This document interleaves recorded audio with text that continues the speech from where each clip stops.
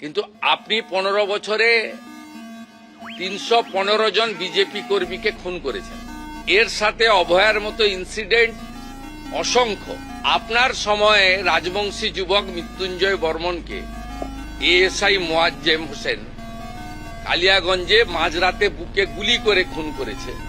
আপনি মৃত্যুঞ্জয় বর্মনের পরিবারের পাশে দাঁড়াননি, কিন্তু আপনার দলের কর্মী এবং আপনার দলের কর্মী স্ত্রী, যিনি তৃণমূল কংগ্রেসের এখানকার কাউন্সিলর, তার বাড়িতে রাজ্যের মুখ্যমন্ত্রী হাই লেভেল টিম নিয়ে এসে পরিবার যা যা চেয়েছে প্রাথমিকভাবে সেটা পূরণ করার মধ্য দিয়ে একটা মুখ্যমন্ত্রীর শুধু দলের নয় রাজ্যের, এটা আপনাকে আমি বুঝিয়ে দিয়ে গেলাম, শিখিয়ে দিয়ে গেলাম।